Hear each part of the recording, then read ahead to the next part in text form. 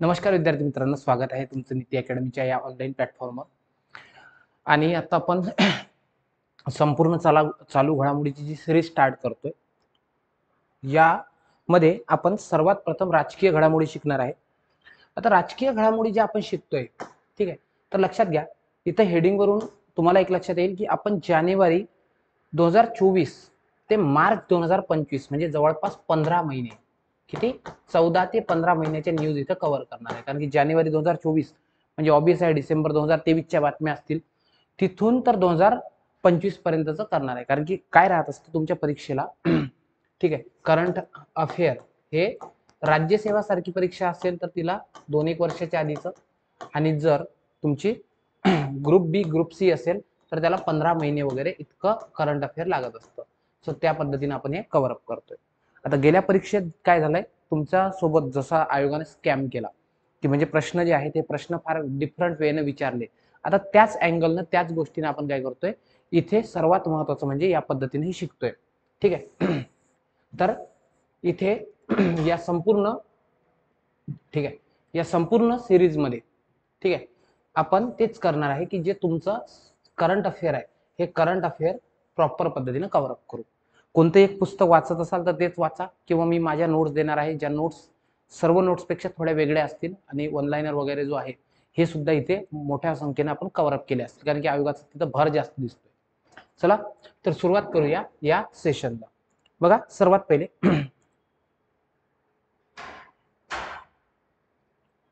एक मिनिट फक्त. ही राज्यसेवा पूर्व परीक्षा असेल, गट ब, गट क. आता ही 4 मेला जी एक्झाम होती, जी आता 1 जूनला होणार आहे, ते नोव्हेंबर महिन्यातल्या सगळ्या एक्झाम आणि या वर्षात होणाऱ्या सगळ्या मेन्स, यासाठी ह्या महत्वपूर्ण ही बॅच आहे, चालू घडामोडी बॅच. ठीक आहे तर सर्वात प्रथम आता सर्वात पहिली न्यूज आपण शिकतोय ती म्हणजे काय, लोकसभेच्या संदर्भात. लोकसभेच्या निवडणुका. तुम्हाला माहिती आहे भारतात संसदीय शासन व्यवस्था स्वीकारली आहे, आणि आपल्या संविधानाचं जे आर्टिकल 79 आहे, आर्टिकल 79 कशाची व्याख्या करते, संसदेची. आता आपण जेव्हा शिकत असतो हा विषय, तेव्हा आपण काय करतोय, तुमचे जीएस चे अँगल पण कव्हर अप करतोय. तर बघा, संसदेची व्याख्या केली आहे, आणि संसदेमध्ये कशाचा समावेश होतो, एक म्हणजे लोकसभा आणि दुसरं म्हणजे राज्यसभा.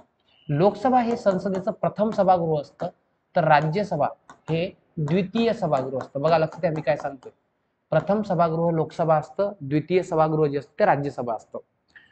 कनिष्ठ सभागृह जर म्हटलं तर लोकसभा असतं, आणि वरिष्ठ जर सभागृह म्हटलं तर मग ते असतं राज्यसभा. कायमस्वरूपी सभागृह जर म्हटलं तर ते आहे कायमस्वरूपी राज्यसभा, आणि विसर्जित होणारं सभागृह जर म्हटलं तर ते तुम्हाला सांगता येईल लोकसभा. कारण की लोकसभा ही साधारणतः 5 वर्ष टिकते.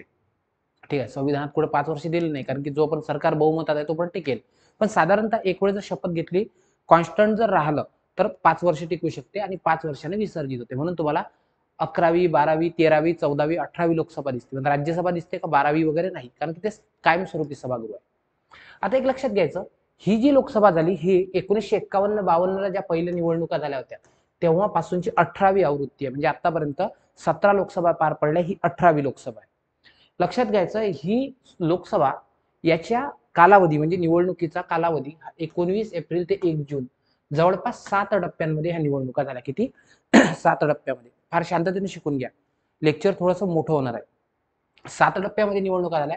ते 7 टप्पे कोणते पाठ करायचे नाही, फक्त लक्षात, म्हणजे सांगतो इथं 19 एप्रिल, 26 एप्रिल, 7 मे, 13 मे, 20 मे, 25 मे आणि 1 ऑगस्ट, अशा तुम्हाला 7 टप्प्यांमध्ये या निवडणुका झालेल्या दिसतात.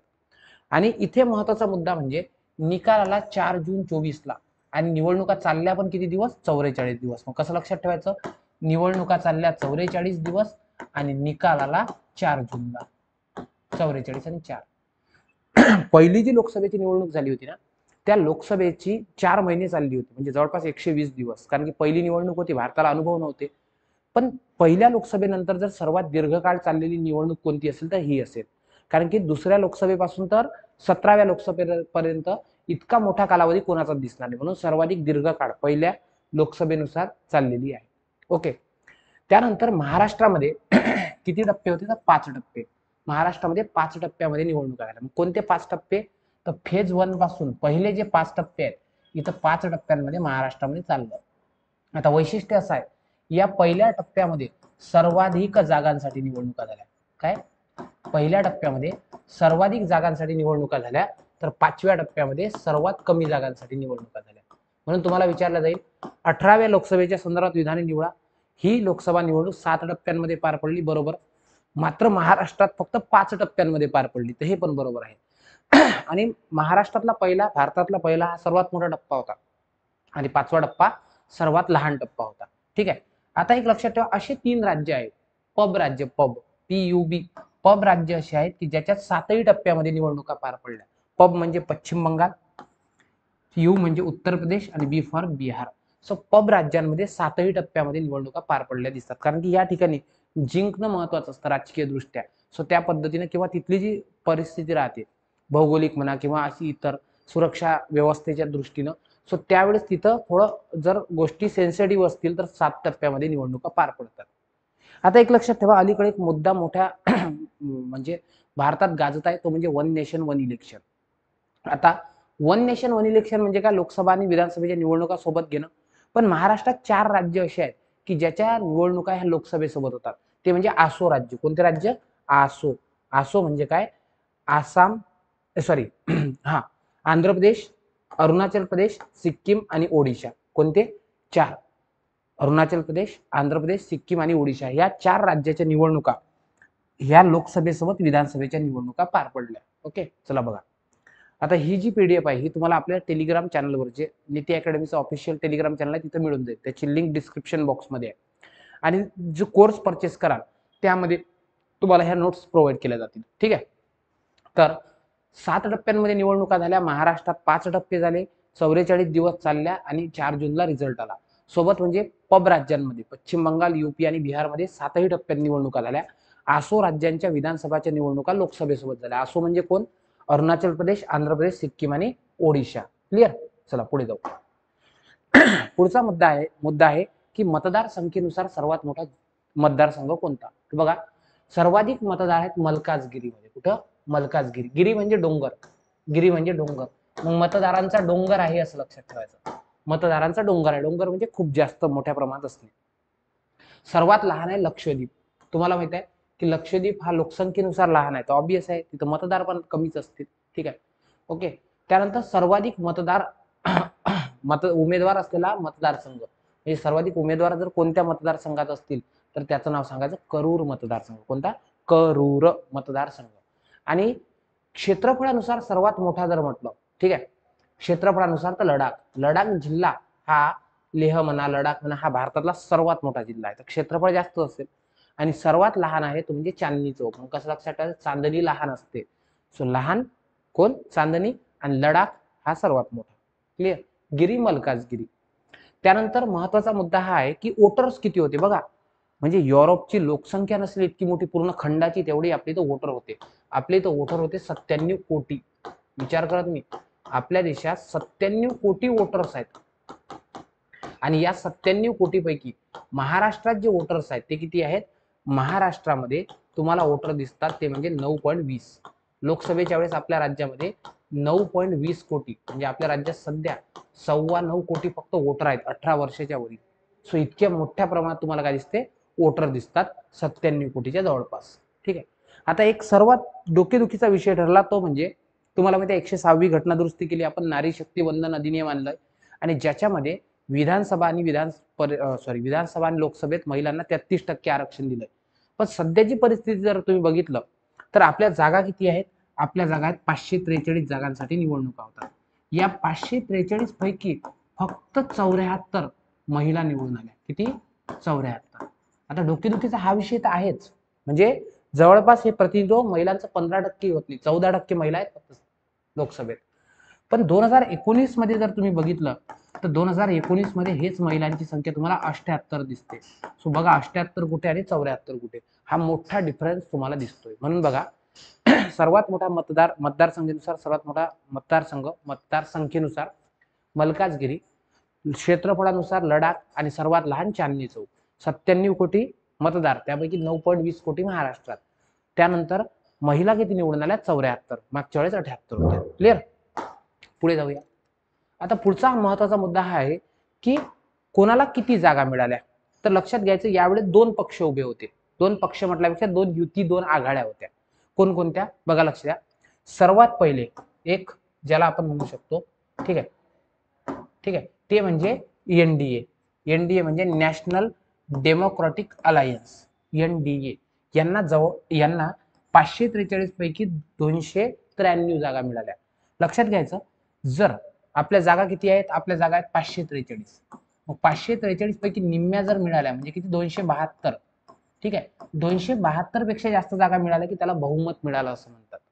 आता आधी जे दोन मोदी गव्हर्नमेंट होते, म्हणजे मोदी 1 आणि मोदी 2 गव्हर्नमेंट, 14चं आणि 19चं, हे स्पष्ट बहुमतात होतं, कारण की एकट्या बीजेपीकडे 272 पेक्षा जागा जास्त होत्या. मागच्या वर्षी 303 जागा होत्या. पण यावेळेस असं झालंय की बीजेपीला फक्त 240 जागा मिळाल्या आणि मग बीजेपी आणि आपले मित्र पक्ष यांची जी आघाडी होती, ज्याला आपण नॅशनल डेमोक्रॅटिक अलायन्स म्हणतोय, यांनी सत्ता स्थापन केली दिसते. आणि काँग्रेस आणि मित्र पक्ष जे होते त्याचं नाव होतं इंडिया आघाडी. इंडिया म्हणजे Indian national development inclusive alliance. यांना 234 जागा मिळाल्या, म्हणजे यांना बऱ्यापैकी यश मिळालं. काँग्रेस या निवडणुकीत बऱ्यापैकी यशस्वी दिसतंय. तुम्हाला इथं फुल फॉर्म विचारला जाऊ शकतो, काय, Indian national developmental inclusive alliance. Clear, ठीक आहे. म्हणून लक्षात ठेवा, बीजेपीला 240 जागा मिळाल्या म्हणजे स्पष्ट बहुमत मिळालं नाही, म्हणून यांना मित्र पक्षाचा आधार घ्यावा लागला. काँग्रेसला जागा मिळाल्या 99. बघा, मागच्या वेळेस 2019 मध्ये जर बघितलं तर काँग्रेसकडे फक्त 52 जागा होत्या आणि काँग्रेसने यावेळेस किती मोठा हाईक घेतला. आता एक लक्षात घ्यायचं, एक विरोधी पक्ष नावाची कन्सेप्ट असते. विरोधी पक्ष कशाला म्हणतात, की लोकसभेच्या निवडणुकीत जर 2 नंबरचा पक्ष ठरला असेल, त्याला जर 10% जागा मिळाल्या असेल. 10% म्हणजे किती बघा, विरोधी पक्षाला किती जागा पाहिजे, विरोधी पक्षाला जागा पाहिजे ते 10%. मी एक्स्ट्रा जे पॉईंट लिहून देतो ते लिहून घ्यायच्या, ठीक आहे, ते जीएसच्या दृष्टीने महत्वाचे असतात. विरोधी पक्षाला तो सेकंड लार्जेस्ट पार्टी असली पाहिजे, प्लस त्याला 10% मतदान मिळालं पाहिजे किंवा 10% जागा मिळाल्या पाहिजे. ठीक आहे, 10% जागा म्हणजे किती, 543 पैकी 55 जागा, कारण की 54.3 म्हणजे 55. 55 जर जागा एखाद्याला मिळाल्या तर त्याला विरोधी पक्ष म्हणतात. मागच्या वेळेस काय होतं, 16व्या आणि 17व्या लोकसभेमध्ये, लक्षात ठेवायचं, 16वी आणि 17वी जी लोकसभा होती, इथं विरोधी पक्ष नव्हता. का नव्हता माहिती आहे का, कारण की विरोधी पक्ष असण्यासाठी, ठीक आहे, विरोधी पक्ष असण्यासाठी तिथं काय पाहिजे असते, तिथं पाहिजे असते ज्याला आपण काय म्हणतोय 10% जागा. पण 10% जागा नव्हत्याच ना. एक मिनिट, सॉरी, एक मिनिट फक्त.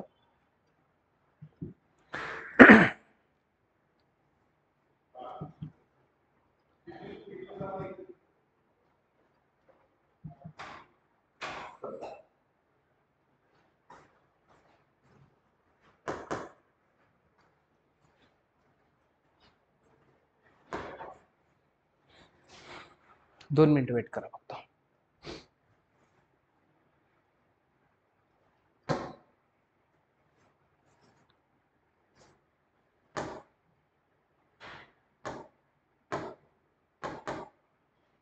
ठीक आहे, ही स्लाइड वगैरे, 10% जर जागा मिळाल्या तरच काय होते, तरच कव्हर होते. मग आता बघा, यांना 55 जागा मिळाल्या नव्हत्या म्हणून विरोधी पक्ष नव्हता. सो तुम्हाला 16व्या आणि 17व्या लोकसभेमध्ये कुणीही विरोधी पक्ष दिसणार नाही, तिथं अब्सेंट होता.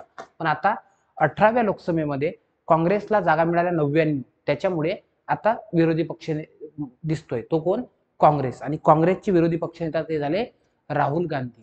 एकाच घरातले 3 लोक झाले आहेत. कोण माहितीये का, इंदिरा गांधी, त्यांची त्यांची सुपुत्र राजीवजी गांधी आणि त्यांचा मुलगा म्हणजे कोण, ते म्हणजे राहुलजी गांधी, म्हणजे आजी, वडील आणि नातू. सो अशा प्रकारचे 3 तुम्हाला काय दिसतात, एकाच घरातील विरोधी पक्ष नेते दिसतात.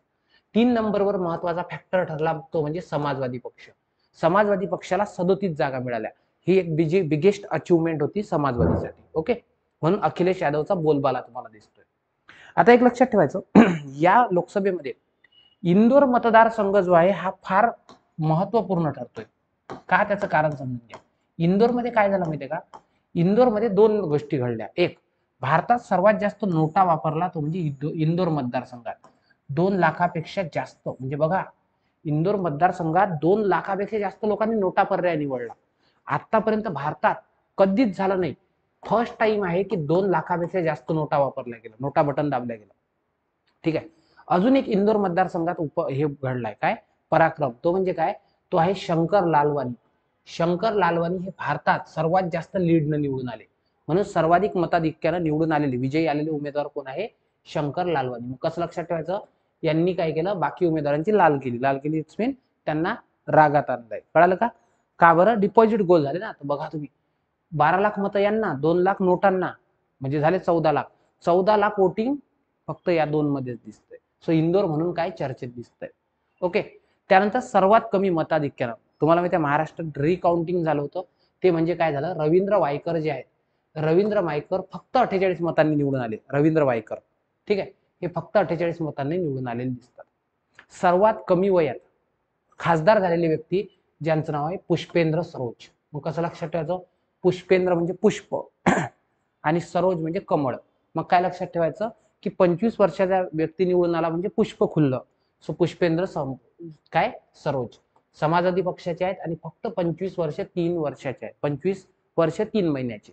ठीक आहे, एवढ्या कमी वयात तुम्हाला काय दिसतात, ते खासदार झालेले दिसतात. ठीक आहे. सर्वाधिक वयोवृद्ध जे आहे ते आहे TR बालू. आता एक लक्षात ठेवायचं, यावर्षी वाद काय झाला होता तुम्हाला माहिती आहे की जो लोकसभेत सर्वात वयोवृद्ध व्यक्ती असतो त्याला बनवलं जातं प्रोटेम स्पीकर. मला सांगा, सर्वाधिक वयोवृद्ध कोण आहे, TR बालू आहे. प्रोटेम स्पीकर कोणाला बनवायचं पाहिजे होतं पहिल्या बैठकीत, TR बालूंना. पण बनवलं कोणाला माहिती आहे का, भर्तृहारी महताब. कोण, भर्तृहारी महताब यांना. सो त्यामुळे काँग्रेसनं काय केलं होतं, याच्या विरोधात एक सरकारला सांगितलं होतं की नाही, तुम्ही असा मिसयूज करू शकत नाही. कारण की फ्रान्सची पद्धती आहे, म्हणजे संविधान सभेच्या पहिल्या बैठकीपासून आपण फ्रान्सची पद्धती वापरतो, ज्याच्यामध्ये जो सर्वात वयोवृद्ध व्यक्ती असतो किंवा सर्वात काय म्हणतोय त्याला वयस्कर असतो, ठीक आहे, त्या व्यक्तीला आपण बनवत असतो. पण इथं कोणाला बनवलं, भर्तृहारी महताब याला. ठीक आहे. लक्षात घ्या, भारतात मतदानाची टक्केवारी किती होती, 65% आणि महाराष्ट्रात 61%. तुम्हाला माहिती आहे महाराष्ट्रामध्ये भारतापेक्षा कमी टक्केवारी आहे. ऍक्च्युअल मध्ये कसं असतं, महाराष्ट्रामध्ये कधी जास्त असते, पण यावेळी असं झालं, बऱ्याचदा तुम्हाला माहिती आहे विधानसभेच्या लोक चर्चा करायचे की महाराष्ट्रातल्या राजकारणात इतकी फुटाफूट झाली, इतकी पक्षामध्ये फूट झाली की लोक यावेळी मतदान करणार नाही. पण झालं असं की मतदान केलं. ते कशावरून सांगितलं होतं मी, ते काय इथल्या मतदानावरून आपण सांगितलं होतं, कारण की यावेळेस लोकांनी रिस्पॉन्स केला नव्हता. तसंही देशाचं मतदान म्हणा, हे तुम्हाला 60 ते 70% दरम्यानच दिसेल. ओके. आणि सर्वात म्हणजे आपण म्हणतो बिनविरोध निवड. बिनविरोध निवड म्हणजे इथं काँग्रेसच्या उमेदवाराचा अर्ज काय झाला होता, कॅन्सल झाला होता. सो बिनविरोध निवड झाली कोण, मुकेश दलाल सुरतचे. मग लक्षात ठेवायचं की दलाल लोक जे असतात हे बिनविरोध डील करत असतात. ठीक आहे, दलाल लोक बिनविरोध डील करतात. ठीक आहे. त्यानंतर पुढचा मुद्दा तुम्हाला विचारला जाईल की असे किती नॅशनल पार्टीज होत्या. ठीक आहे, अशा किती नॅशनल पार्टीज होत्या ज्यांनी पार्टिसिपेशन केलं या निवडणुकीत, तर 6. एक आहे आम आदमी पार्टी, ठीक आहे, दुसरी आहे ती म्हणजे people's party, national people's party, ठीक आहे, याला NPP म्हणतात, कॉन्रॅड संगमाचे अध्यक्ष आहेत. ठीक आहे. तिसरा म्हणजे इंडियन नॅशनल काँग्रेस, चौथा म्हणजे तो आहे BJP, पाचवा म्हणजे BSP. आता या BSPचं एक वैशिष्ट्य सांगतो, भारतात सर्वात जास्त उमेदवार जर कोण उभे केले असतील तर BSP. महाराष्ट्रात विधानसभेच्या निवडणुकीत सर्वात जास्त उमेदवार कोण उभे केले असतील तर BSP. निवडून एकही येत नाही, पण ते उभे करतात सांगतो मी तुम्हाला. ठीक आहे, कारण की कसं असतं माहिती आहे का, एक ट्रेंड असतो. ठीक आहे, आणि BSP हा एक राष्ट्रीय पक्ष आहे, लक्षात ठेवा. कारण की BSPच्या मायावती जी आहेत, या मायावतीजींची मुख्यमंत्री सुद्धा राहिलेले आहेत. ठीक आहे, आणि ते बदलत असतं, म्हणजे म्हणतो ना 9 दिवस नव्याचे. आणि पॉलिटिक्समध्ये असंच असतं, सत्ता येणे सत्ता जाणे. म्हणून ना, जर तुम्हाला काही शिकायचं असेल तर पॉलिटिशियन लोकांकडून शिकायचं. सत्तेबाहेर राहून सुद्धा ते लोक पेशन्स ठेवतात. काही काही लोकांना 20-20, 30-30 वर्ष लागतात सत्तेत यायला. सो हेच त्या लोकांचं वैशिष्ट्य असतं, म्हणजे ते फार आत्मविश्वासू आणि फार प्रबळ असतात. आणि 6वा पक्ष आहे तो म्हणजे कम्युनिस्ट पार्टी, मार्क्सवादी कम्युनिस्ट पार्टी. सो अशा प्रकारे तुम्हाला काय दिसतात, 6 नॅशनल पार्टी तुम्हाला दिसतात. चला एकदा रिकॉल करू. बोला माझ्यासोबत. नंबर 1, निवडणूक किती होती, 18वी. किती टप्प्यात, 60 टप्प्यात. महाराष्ट्रात किती, 5 टप्पे. ठीक आहे, बोला. पहिला टप्पा सर्वाधिक जागांसाठी, सर्वात कमी जागांसाठी 5वा टप्पा. 4 जूनला रिझल्ट आला, 44 दिवस चालली. पहिल्या निवडणुकीनंतर सर्वात जास्त काळ चाललेली निवडणूक आहे. त्यानंतर 2 होत्या, BJP ज्याच्यासोबत होती ती NDA, आणि इंडिया जी होती कोणा, काँग्रेस सोबत. सो इंडिया म्हणजे Indian national development inclusive alliance. ठीक आहे. त्यानंतर पब, पश्चिम बंगाल, UP आणि बिहारमध्ये 7ही टप्प्यात निवडणुका झाल्या. आणि ASO अरुणाचल प्रदेश, आंध्र प्रदेश, सिक्कीम आणि ओडिशा या 4 राज्यांमध्ये विधानसभेच्या निवडणुका लोकसभेसोबत झाल्या. सर्वात मोठा गिरी मतदारसंघ आहे मल्काजगिरी. सर्वात मोठा क्षेत्रफळानुसार लडाख, सर्वात लहान चांदनी चौक. त्यानंतर 97 कोटी मतदार होते. महाराष्ट्रात 9.20 कोटी मतदार तुम्हाला दिसतात. ठीक आहे. आणि 16व्या आणि 17व्या लोकसभेत कोणताही पक्ष विरोधी पक्ष नव्हता, कारण की कोणालाही 10% जागा मिळाल्या नव्हत्या. मात्र यावेळेस विरोधी पक्ष बनलाय 99 जागांसह काँग्रेस. ठीक आहे. महिलांची संख्या गेल्या निवडणुकीच्या तुलनेत 4 कमी झाली. पहिले 78 होत्या, आता 74 आहेत. ठीक आहे. त्यानंतर सर्वाधिक मतसंख्येत निवडून आले शंकर लालवानी आणि इंदोर मतदारसंघात सर्वात जास्त नोटा वापरले. पहिल्यांदा असं झालंय 2 लाखापेक्षा जास्त नोटा वापरण्यात आल्या. ठीक आहे. त्यानंतर TR बालू सर्वात वयोवृद्ध, पुष्पेंद्र सरोज, ठीक आहे, ते आले सर्वात तरुण 25 वर्ष 3 महिने. त्यानंतर भारतात मतदानाची टक्केवारी 65 आणि महाराष्ट्रात 61 आणि एकमेव बिनविरोध ते म्हणजे कोण, मुकेश दलाल, सुरत मतदारसंघ. क्लिअर झालंय. सो अशा प्रकारे दिसते. आणि GS मध्ये जर सांगायचं झालं, लेक्चर थोडं लेंदी होईल बरं, पण मला माहिती आहे तुम्ही कराल, कारण की हा विषय असा समजून घ्यावा लागतो. ठीक आहे. बघा, लोकसभेची कमाल सदस्य किती असते, 550. 550 पैकी 530 आहे हे राज्यांचे प्रतिनिधी असतात, म्हणजे 28 राज्यातून येतात. 20 आहेत हे केंद्रशासित प्रदेशातून येतात, म्हणजे असे तुम्हाला हे 550 दिसतात. 530 + 20 युनियन टेरिटरी. पण आज आपण काय केलंय, 543 साठी जागा निवडणुका घेतो. का माहितीये का, कारण की आपण 7 जागा POK साठी राखीव ठेवल्या आहेत. जेव्हा आपण POK जिंकून घेऊ तेव्हा त्या 7 जागा राखीव ठेवल्या आहेत. कळालं. सो 543 आहे. या 543 पैकी 524 राज्याचे आहेत आणि 29 हे 19 कुठून दिसतात तुम्हाला, केंद्रशासित प्रदेशाचे प्रतिनिधी दिसतात. ठीक आहे. आणि निवडणुका कशा होत असतात, थेट निवडणुका, म्हणजे लोकसभेच्या खासदारांना लोक स्वतःहून मतदान करतात, स्वतः मतदान करतात थेट. ठीक आहे, अशा प्रकारे. आणि ही निवडणूक सार्वजनिक प्रौढ मताधिकार म्हणजे 18 वर्षाच्या वरील व्यक्ती हे मतदान घेऊ शकतात. आणि 18 वर्षावरील जो असतो, ज्याचं मतदार यादीत नाव असतो, भारताचा नागरिक, त्याला मतदानाचा हक्क प्राप्त होतो. ठीक आहे. तुम्हाला मी सांगितलंय काय झालं, मोदी गव्हर्नमेंट जे आहे, मोदी BJPला 240 जागा मिळाल्या आणि मित्र पक्ष यांच्या मदतीनं मोदीजी तिसऱ्यांदा सत्तेवर आले. बघा, हा पराक्रम आहे बरं, कारण की आतापर्यंत तिसऱ्यांदा सत्तेवर येण्याचं काम फक्त म्हणजे जे आहे ते नेहरूंनीच केलं. यापूर्वी नेहरूजी 1952 ची निवडणूक, त्यानंतर 1957 ची निवडणूक आणि 1962 ची निवडणूक. किती, 1962 असे सलग 3 वेळा आले होते. आणि मोदीजी पण तुम्हाला सलग 3 वेळा दिसतात. कधी कधी मोदीजी 2019, त्यानंतर 2014, पहिले 14, 2019 आणि 2024. सो मोदीजी हे सेकंड व्यक्ती आहेत जे सलग तुम्हाला किती वेळा दिसतात, 3 वेळा. आले लक्षात. म्हणून बघा, सलग 3 वेळा निवडून येणार आहे मोदीजी. कसं लक्षात ठेवायचं, मोदी सरकार तिसऱ्यांदा 3 वेळा आणि ते दुसरे व्यक्ती ठरले आहेत. ठीक आहे. NDA आघाडीनं बहुमत मिळवल्यानंतर काय झालं, पंतप्रधान म्हणून कोणाची निवड झाली, मोदीजींची निवड झाली. ठीक आहे. आणि सलग तिसऱ्यांदा शपथ घेणारे दुसरे पंतप्रधान. ठीक आहे. कारण की 14, 19 आणि 24 मध्ये मोदीजींनी काय घेतलं होतं, म्हणजे 19 मध्ये शपथ घेतली होती, आता तिसऱ्यांदा 24 मध्ये. ठीक आहे. आणि शपथ कधी घेतली, ते म्हणजे 9 जूनला. रिझल्ट कधी आला, 4 तारखेला, 4 जूनला. तिथून 5 दिवसानं शपथ घेतली, म्हणजे 9 जूनला शपथ घेतलेली दिसते. लक्षात ठेवायचं, महिला मंत्री किती आहेत, 7. कसं लक्षात ठेवायचं, 74 जणी निवडून आल्या, 74 पैकी 7 झाल्या कोण, महिला मंत्री. आलं लक्षात. आणि महाराष्ट्रातले 6 मंत्री आहेत. किती, 6 मंत्री. नितीनजी गडकरी, त्यानंतर मुरलीधरांना मोहोळ, त्याच्यानंतर पियुष गोयल साहेब, रक्षा खडसे मॅडम. ठीक आहे, असे. सो तुम्हाला अशा प्रकारे 6 मंत्री दिसतात, महिला 7 मंत्री. सर्वात तरुण मंत्री जे आहेत ते आहेत किंजरापू नायडू, विचारल्या जाणार नाही. आणि सर्वात वयस्कर कोण आहे, जितनराम मांझी, हेही विचारलं नाही, फक्त तिसऱ्यांदा. तो एक महत्वाचा मुद्दा लक्षात घ्या. ठीक आहे. पुढची न्यूज आहे, सर्वोच्च न्यायालयाला 75 वर्ष झाले. कारण की तुम्हाला माहित आहे, आपल्या संविधानाचा जो भाग आहे, हे लेक्चर थोडं लेंदी होईल, लक्षात ठेवा. भाग 5 मध्ये प्रकरण 5 आहे. भाग 5 मध्ये कोणतं प्रकरण आहे, प्रकरण 5. आणि प्रकरण 5 मध्ये अनुच्छेद आहे. कोणते अनुच्छेद आहे, 124 ते 147, म्हणजे पार महान्यायवाद्यापर्यंत. 124 ते 147 मध्ये सर्वोच्च न्यायालयाविषयी तरतुदी आहे. सर्वोच्च न्यायालय हे घटनात्मक न्यायालय, लक्षात ठेवायचं. कुठं आहे याची तरतूद, भाग 1 भाग 5च्या प्रकरण 5 मध्ये 124 ते 148 आणि या भागानुसार संविधानात जे सर्वोच्च न्यायालय स्थापन झालं होतं भारतात ते झालं होतं 28, ठीक आहे, 28 जानेवारी कधी 1950 ला, म्हणजे संविधान लागू झाल्यावर तिसऱ्या दिवशी. मग हे जे आहे हे 28 जानेवारी 50 ला लागू झालं, याचा अर्थ आहे 2025 ला किती वर्ष पूर्ण झाले, 75 वर्ष पूर्ण. म्हणून आपण असं म्हणतोय की सर्वोच्च न्यायालय ऍट द रेट किती 75. 28 जानेवारी 25 ला 75 वर्ष पूर्ण झाले, ठीक आहे. आणि मग काय झालंय, याच्या निमित्त 1 सप्टेंबर 2024 ला नवीन ध्वजाचे अनावरण केलं. आता सर्वोच्च न्यायालयाचा नवीन ध्वज काय आहे पुढे बघू आपण, ठीक आहे. आणि मोदीजींनी काय केलं, टपाल तिकीट आणि शिक्क्याचं अनावरण केलं. हे विचारलं जाणार नाही, फक्त सर्वोच्च न्यायालय किती वर्ष पूर्ण झाले हे विचारू शकते आणि सर्वोच्च न्यायालयावर एखादा प्रश्न येऊ शकतोय, ठीक आहे.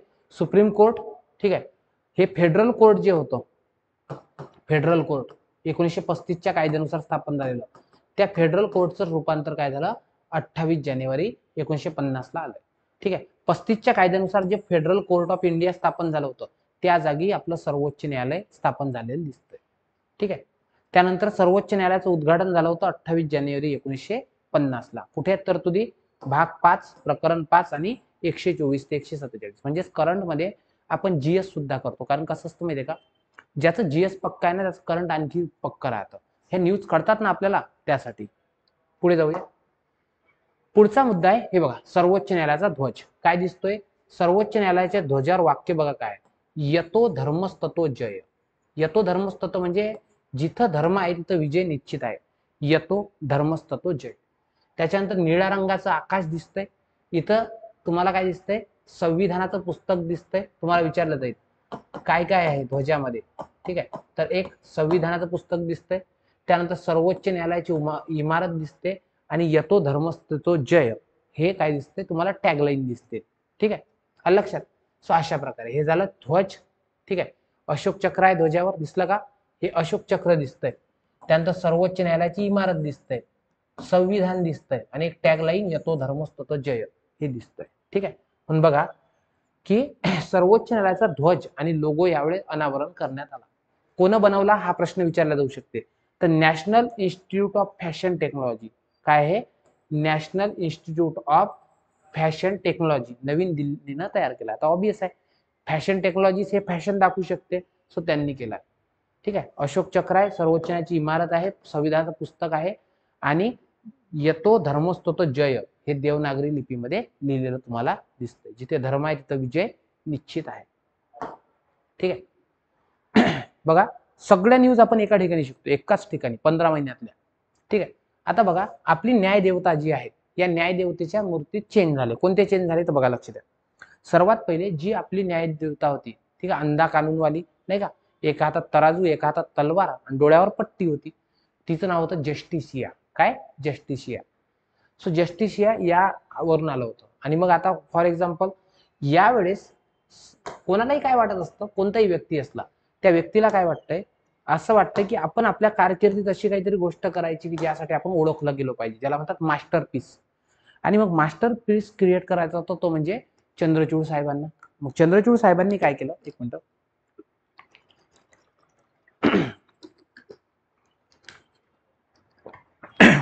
चंद्रचूड साहेबांनी ती जी जस्टिसिया आहे ती जी होती रोमन देवता होती त्यामध्ये बदल केला आणि आता भारताची न्याय देवता बनवली. बघा सर्वात पहिले तर मूर्तीची जी पट्टी आहे, डोळ्यावरची जी पट्टी काढली, कारण की यांचं म्हणणं होतं की कोणताही कायदा कधीही आंधळा असू शकत नाही.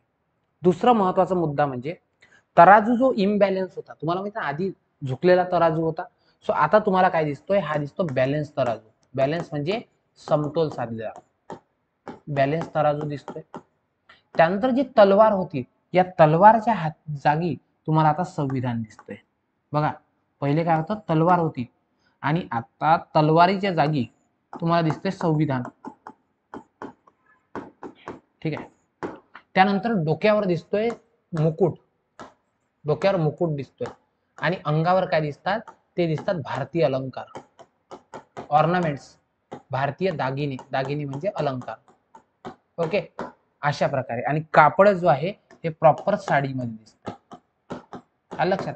म्हणून ना काय झालंय, सर्वोच्च न्यायालयानं जी न्याय देवता होती त्या मूर्तीत बदल केला, जस्टिसियाच्या ऐवजी भारतीय प्रतिकृती स्वीकारली.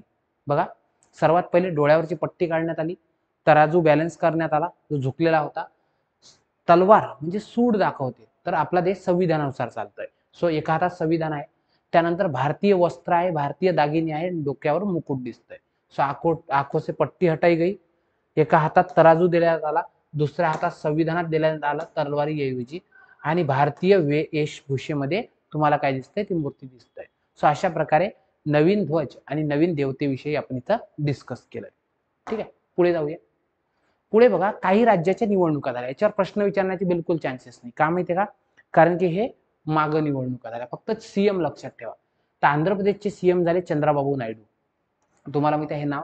आंध्र प्रदेशच्या चंद्राबाबू नायडूचं एक विधान फार गाजलं. बघा, मी तुम्हाला समजून सांगतोय. चंद्राबाबू नायडूंनी काय म्हटलं की एकापेक्षा जास्त मुलं जन्माला घाला. ठीक आहे, आता एकापेक्षा जास्त मुलं जन्माला घाला असं का म्हणत असतं, म्हणजे दोनपेक्षा जास्त. 2000चा लोकसंख्या धोरण काय म्हणतं, हम दो हमारे दो. आणि आता इथं असं म्हणतंय की नाही, दोनपेक्षा जास्त मुलं जन्माला घाला. आणखी आंध्र प्रदेशने काही घोषणा केली.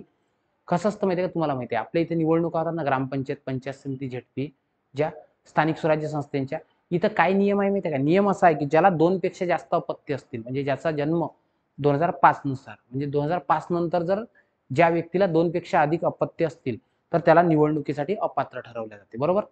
बरोबर आहे ना? ठीक आहे. पण आता इथं काय झालंय, इथं असा बदल करण्यात आला, आंध्र प्रदेशने सांगितलं की तुम्हाला दोनपेक्षा जास्त मुलं जरी असली तरी तुम्ही निवडणूक लढू शकता. मग सर आंध्र प्रदेश इतका आग्रही का आहे, की त्यांना असं का वाटतंय दोनपेक्षा अधिक? लक्षात घ्यायचं, आंध्र प्रदेशचा वाढीचा दर हा सध्या कमी चालू आहे. म्हणजे आंध्र प्रदेशमध्ये सध्या म्हातारे लोक जास्त दिसतील, कारण की आधी खूप जन्माला घातले, मग ते जन्माला राहतील आणि नवीन कमी जन्माला येऊन राहिले. सो त्यामुळे ज्याला काय म्हणतात, पुनर्स्थापनेचा दर. ठीक आहे, कसं असतं, एक कन्सेप्ट मी तुम्हाला समजून सांगतो, इथे लक्षात द्या व्यवस्थित, ज्याला म्हणतात पुनर्स्थापनेचा दर. पुनर्स्थापनेचा दर म्हणजे काय? प्रत्येक आई मागं 2.1 बालक जन्माला आलं पाहिजे. ठीक आहे, पुनर्स्थापना दर. एक मिनिट, विचित्र पेन मध्ये झालं नाही काय? पुनर्स्थापना दर हा कसा असला पाहिजे? हा असला पाहिजे 2.1%. म्हणजे जर समजा 100 आई असतील तर 100 आई मागं 221 बाळ जन्माला आले पाहिजे. ठीक आहे, तरच काय होऊ शकते, लोकसंख्या कॉन्स्टंट राहू शकते. पण सध्या भारताचाही दर जर तुम्ही बघितला, हा 1.9% आहे. 1.9% आहे म्हणजे आपल्या देशात धोक्याची घंटा आहे. म्हणून त्यांनी काय म्हटलं चंद्राबाबू नायडूनं, की 12-12, 13-13 जन्माला घाला. समजलं का तुम्हाला? त्याचं कारण होतं. मग लोकांनी रील्सवर, इंस्टाग्रामवर असतात ना हुशार लोक, त्यांनी मग त्याला ट्रोल करणं चालू केलं. तसं नसतं बाबा, त्याच्या मग काहीतरी अभ्यास आहे. तर बघा, आंध्र प्रदेशचे मुख्यमंत्री कोण झाले? चंद्राबाबू नायडू. ठीक आहे. दुसरं सिक्कीम. सिक्कीम मध्ये कोण झालं? प्रेमसिंग तमांग. काय नाव आहे? प्रेमसिंग तमांग. हे नाव लक्षात ठेवा. हे फारसं बाकी डिटेल काही विचारत नाही तुम्हाला. ठीक आहे, बघा, आंध्र प्रदेशचे चंद्राबाबू नायडू, सिक्कीमचे प्रेमसिंग तमांग. त्यानंतर अरुणाचल प्रदेशचे पेमा खांडू. कोण? पेमा खांडू. पेमा खांडू, अरुणाचल प्रदेश. ठीक आहे, त्यानंतर हरियाणाचे जे झाले ते झाले नायब सिंग सैनी. लक्षात ठेवायचं, नायब सिंग सैनी ही यांची दुसरी टर्म आहे, यापूर्वी पण झाले होते. आणि जर हरियाणाचे सर्वात तरुण जर म्हटलं तर हेच तुम्हाला दिसतात, नायब सिंग सैनी. क्लिअर? त्यानंतर पुढे ओडिशाच्या निवडणुका झाल्या. ओडिशाच्या निवडणुकीमध्ये आले ते म्हणजे मोहन चरण मांझी. मोहन चरण मांझी, ओडिशा, ओ मांझी, सॉंग ऐकलं असेल ना तसं. आणि सर्वात चर्चेत आहे ते म्हणजे काय? ही निवडणूक. काय झालं? सरकारनं 2031 ऑक्टोबर 2019 ला जम्मू काश्मीर जे आहे, या जम्मू काश्मीरचा पूर्ण राज्याचा दर्जा काढला. ठीक आहे, आणि याऐवजी काय बनवलं? याऐवजी जम्मू काश्मीर, ठीक आहे, जम्मू काश्मीर आणि लडाख हे 2 केंद्रशासित प्रदेश बनवलेले तुम्हाला दिसतात. ठीक आहे, आणि तेव्हापासून या राज्यामध्ये निवडणुका नव्हत्या. शेवटी सरकारनं मग निवडणुका घेतल्या. आता मुद्दा असा आहे, इथं जागा किती आहेत जम्मू काश्मीरमध्ये? तर जम्मू काश्मीरमध्ये दिसतात तुम्हाला 90 जागा. किती? 90 जागा. या 90 जागांपैकी 43 ज्या जागा आहेत ह्या दिसतात जम्मूसाठी. ठीक आहे, जम्मूसाठी. आणि 47 ज्या जागा आहेत, ठीक आहे, ह्या दिसतात काश्मीरसाठी. 47 काश्मीरसाठी. त्यानंतर जर तुम्ही बघितलंय तर तुम्हाला असं दिसेल, ठीक आहे, असं दिसेल या जागांपैकी, ठीक आहे, एसटी साठी राखीव आहेत 9 जागा, त्यानंतर एससी साठी राखीव आहेत 7 जागा, ठीक आहे. त्यानंतर पीओके मधून स्थलांतरित जे लोक आहेत, ठीक आहे, पीओके मधून स्थलांतरित त्यांच्यासाठी 2 जागा, यांना काश्मीरी पंडित म्हणतो आपण, म्हणून काश्मीरी पंडितांसाठी 2 जागा राखीव आहेत. आणि या 2 पैकी एक महिला असावी, मिनिमम एक महिला, दोन्ही महिला असल्यास चालते पण मिनिमम एक तरी महिला असावी. आणि पाकिस्तान मधून जर स्थलांतरित असेल, पाकिस्तान मधून स्थलांतरित, तर त्यांच्यासाठी 1 जागा आहे. कळालं का? बघा, लक्ष द्या. याला म्हणतात जम्मू काश्मीर पुनर्रचना अधिनियम. 19च्या कायद्यामध्ये सरळ सांगितलं की 90 जागांची काय असेल, ती असेल विधानसभा. 43 जागा जम्मू, 47 काश्मीर, एसटी राखीव असतील 9, एससी राखीव असतील 7, एसटी जास्त आहेत. त्यानंतर पीओके मधून 2 आणि काश्मीरी पंडितांसाठी 1. तशा टोटल जर जागा म्हटलं तर टोटल किती जागा सांगितल्या माहिती का? टोटल जागा आहेत 114. मग सर 114 पैकी 90च जागावर का होतात निवडणुका, त्याचं कारण समजून घ्या. त्याचं कारण असं आहे, 24 जागा आपण पीओके साठी ठेवल्या आहेत. कोणासाठी? पीओके साठी राखीव आहेत. जिंकून घेतल्यानंतर आपण ते करूच. सो अशा प्रकारे तुम्हाला दिसतंय. आलं लक्षात? कळालं? आणि हे जे सगळं सूत्र आहे हे ठरवून कोण दिलंय माहिती का? यासाठी एक समिती गठीत झाली होती, जिचं नाव आहे रंजना प्रकाश देसाई समिती. कोणती? रंजना प्रकाश देसाई. आणि या समितीने काय केलं, या राज्याचं परिसीमन केलं. म्हणून जम्मू काश्मीर परिसीमन आयोग, जम्मू काश्मीर परिसीमन आयोग कोणता, तर काय सांगायचा, तो म्हणजे रंजना प्रकाश देसाई समिती. कळालं का? सगळं व्यवस्थित लिहून घ्यायचं. मी तुम्हाला आधी सांगितलं की माझी नोट्स वापरायची, त्याच्यावर व्हॅल्यू एडिशन करायचं. खूप सारा डेटा आहे तुम्हाला द्यायला परिपूर्णपणे. ओके, झालंय? सो अशा प्रकारे निवडणुका झाल्या. आणि एक लक्षात ठेवायचं, जम्मू काश्मीर केंद्रशासित प्रदेश झाल्यानंतर ही पहिलीच निवडणूक आहे. ठीक आहे, आतापर्यंत पूर्ण राज्य होतं ना, आणि आता पहिलीच निवडणूक आहे. आणि याचा निकाल आला तो म्हणजे 8 ऑक्टोबरला. आणि लक्षात ठेवायचं, ओमर अब्दुल्ला जे आहे, ठीक आहे, ओमर अब्दुल्ला नॅशनल कॉन्फरन्सचे हे मुख्यमंत्री झालेले दिसतात. आणि नॅशनल कॉन्फरन्सचे सुरिंदर कुमार चौधरी हे उपमुख्यमंत्री झालेले तुम्हाला दिसतात. कळालं?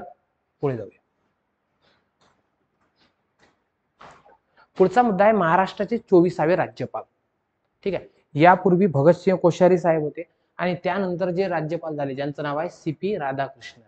ठीक आहे, नाही सॉरी, भगतसिंह कोश्यारी, त्यानंतर रमेश बैस सर, आणि आता झाले ते सीपी राधाकृष्णन. सीपी राधाकृष्णन यांनी कोणाची जागा घेतली, ती म्हणजे रमेश बैस सरांची जागा घेतली. रमेश बैस सर. आणि यांना तमिळनाडूचे मोदी म्हणतात. काय आहे यांची ओळख? यांना म्हणतात तमिळनाडूचे मोदी. ऑब्वियस आहे, बीजेपीचे आहेत. ठीक आहे, सो तमिळनाडूचे मोदी अशी यांची ओळख आहे. कळालं? आणि यांनी पदभार स्वीकारला होता मागच्या वर्षी 31 जुलै 24ला, जुलै एंडिंगला. ठीक आहे, कुठले असतील? ऑब्वियस तमिळनाडूचे असतील. लोकसभेवर निवडून आले, त्यानंतर भाजपाचे. आणि एक लक्षात ठेवायचे, तेलंगणाचे राज्यपाल होते आणि झारखंडचे होते. मग कसं लक्षात ठेवायचं? ते लक्षात ठेवायचं ZT, म्हणजे झारखंड आणि तेलंगणाचे राज्यपाल म्हणून त्यांनी काळ बघितलेलं आहे. तेवढंच तुम्हाला विचारलं जाईल. बघा, विधाने निवडा. नंबर 1, महाराष्ट्राचे 24वे राज्यपाल म्हणून सीपी राधाकृष्णन सरांनी हे घेतली, बरोबर. नंबर 2, ते तमिळनाडूचे आहेत आणि त्यांची ओळख तमिळनाडूचे मोदी अशी आहे, अगदी बरोबर. त्यानंतर तेलंगणा आणि झारखंडचे राज्यपाल म्हणून काम केलं आहे, तर अगदी बरोबर, हे पण बरोबर आहे. सो Z आणि T. पुढे आहे महाराष्ट्राची विधानसभा. तुम्हाला माहिती आहे, जशा लोकसभा पार पडल्या तशाच महाराष्ट्रात विधानसभा पार पडली. ओके, आता एक लक्षात घ्यायचं, महाराष्ट्राची जी विधानसभा होती ही कितवी? 15वी विधानसभा होती, 15वी. ठीक आहे, सो 15व्या विधानसभेमध्ये जे लोकांनी अपेक्षित होतं असं काहीतरी वेगळं झालेलं दिसतं. मी तुम्हाला आधी सांगितलं होतं की लोकसभेच्या वेळेस महाराष्ट्रात फक्त 61% मतदान झालं आणि लोकांना वाटलं की लोक आता मतदानच करणार नाहीत, पण लोकांनी भरभरून मतदान केलं. ठीक आहे, तर बघा, जे मतदान आहे हे मतदान झालं 20 नोव्हेंबरला. 20 नोव्हेंबरला मतदान झालं. एक मिनिट. आणि रिझल्ट जो येतोय, ठीक आहे, हा रिझल्ट आला 23 नोव्हेंबरला. ठीक आहे, म्हणजे निवडणुका झाल्या 20/11ला. ठीक आहे, आणि रिझल्ट आला 23/11ला. सो अशा प्रकारे निकाल आला. महाराष्ट्रात किती जागा आहेत? 288 जागा आहेत. 288 पैकी ओपन साठी ज्या जागा आहेत त्या आहेत 234 आणि एससी रिझर्वेशन आहे ते म्हणजे 29 जागा आणि एसटी रिझर्वेशन आहे ते म्हणजे काय 25 जागा. बघा अलीकडे महाराष्ट्रात 15व्या विधानसभेसाठी निवडणुका पार पडल्या, अगदी बरोबर आहे. त्यानंतर सर्वात महत्वाचा मुद्दा म्हणजे की एकूण 288 जागांसाठी पार पडल्या, हे पण बरोबर आहे. म्हणजे याचाच अर्थ जर बहुमतात यायचं असेल तर किती जागा पाहिजे, निम्म्या प्लस 1 म्हणजे 145 जागा हा बहुमताचा आकडा असतो. ठीक आहे, बहुमतासाठी 145 जागा पाहिजे. 20 तारखेला निवडणूक झाल्या, 23 तारखेला रिझल्ट आलेला दिसतोय. आणि आता एक सर्वात महत्वाचा फॅक्ट मी तुम्हाला आधीही सांगितलं, 2027 मध्ये अशी कंडिशन येईल की तुम्हाला पुरुषांपेक्षा स्त्रियांची मतदान संख्या जास्त दिसेल. पण महाराष्ट्रात आजही तुम्ही बघितलं तर नंदुरबार, रत्नागिरी, नंदुरबार, गोंदिया, भंडारा आणि सिंधुदुर्ग हे जे जिल्हे आहेत जिथे लिंग गुणोत्तर जास्त दिसते तुम्हाला, तिथं तुम्हाला महिला मतदारांची संख्या जास्त दिसते. आता याचं कारण आहे, याचं कारण असं आहे की बघा याची जागा बघा तुम्ही काय दिसते. बघा इथं रत्नागिरी दिसतंय, इथं सिंधुदुर्ग दिसतंय, इथं भंडारा दिसतंय, इथं गोंदिया दिसतंय आणि इथं जे आहे नंदुरबार सर्वात वर, हे जे आहे ना इथं महिलांची संख्या जास्त दिसते. कारण की हे असे प्रदेश आहेत की जिथून लोक काय करतात माहिती का, जिथून पुरुष स्थलांतर करतात. आलं लक्षात? ठीक आहे. सो अशा प्रकारे म्हणून महिला मतदारांची संख्या तुम्हाला पुरुषांपेक्षा अधिक या ठिकाणी आढळून येताना दिसेल.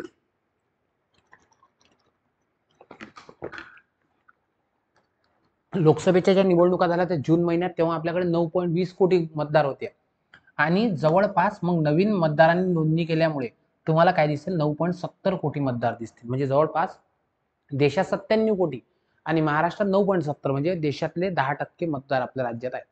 ऑब्वियस आहे, सर्वात जास्त लोकसंख्येचा जिल्हा ठाणे होता, पण त्याचं विभाजन झालं, पुणे आहे आता सध्या. तर पुण्यामध्ये सर्वाधिक मतदार, सर्वात कमी लोकसंख्येचा जिल्हा सिंधुदुर्ग, मग इथं सर्वात कमी मतदार असतील. ओके. आणि सर्वाधिक उमेदवार होते माजलगावमध्ये, माजलगाव बीडमध्ये आणि सर्वात कमी होते शहाद्यामध्ये. लक्षात ठेवायचं, सर्वाधिक उमेदवार माजलगावमध्ये आणि सर्वात कमी ते म्हणजे शहादा. ओके.